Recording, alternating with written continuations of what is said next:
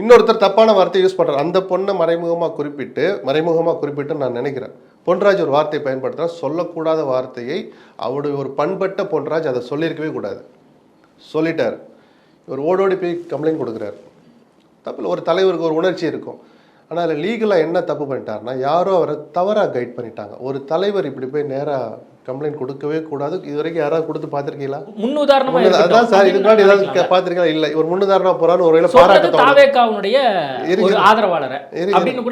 இல்லை. அதான் சார், இதுல என்ன சட்ட சிக்கல் இருக்குன்னு கொஞ்சம் யோசிக்கணும். அதுதான் அரசியலுக்கு வந்த பிறகு தட்டாப்புத்தாலாம் நீங்க வேலை செய்ய முடியாது. இப்போ என்னென்ன எஃப்ஐஆர் போட்டுருவாங்க. விஜயே வந்து கம்ப்ளைண்ட் கொடுத்துட்டார், தப்பான வார்த்தை தான், எஃப்ஐஆர் போட்டுறாங்க. ரொம்ப பெரிய விசாரணைகள் நீண்டுக்கிட்டே போகிறது, சாட்சிகள் அதெல்லாம் ஒன்றும் இல்லை. சார்ஜ் ஷீட்டையும் சீக்கிரமாக போட்டுறாங்க. கோர்ட்டுக்கு ட்ரையல் வரும். விஜய் கூண்டில் ஏறி சாட்சி சொல்லணும். இந்த ஒரு விவகாரம் மட்டும் பேசப்படாது. புரியல? எங்கே கொண்டு நிறுத்துறாங்க ஒரு கட்சியினுடைய தலைவரை? எல்லா விவகாரமும் பேசப்படும். அவருடைய குடும்ப விவகாரம் பேசப்படும். திரிஷாவை பற்றி பேசப்படும். கேள்வி கேட்பாங்க, பதில் சொல்லணும். எப்படி கனெக்ட் பண்ணுறாங்கிறது கோர்ட்டில் நீங்கள் பார்க்க தான் போகிறீங்க. இந்த ஆபத்தை அவருக்கு சொல்லாம விட்டாங்க. அதனால தலைவர்கள் யாரும் இந்த மாதிரி கம்ப்ளைண்ட்டுக்கு நேராக போக மாட்டாங்க. புரியுதா சார் நான் சொல்கிறது? சும்மா ஏதோ ஒரு நாள் கூத்து நினச்சிட்டு இருக்கீங்களா? விஜய் மிகப்பெரிய தப்பு பண்ணிட்டாரு. அந்த பொண்ணுக்கு ஆதரவாக குரல் கொடுக்கணும்னா பொன்ராஜை கண்டித்து ஒரு ட்விட்டு விட்டுட்டு கட்சி சார்பாக யாரோ வக்கீல் போய் கம்ப்ளைண்ட் கொடுக்கணும் சார். வக்கீல் என்ன கேள்வி வேணாலும் கேட்பாரு, பதில் சொல்லுவார்.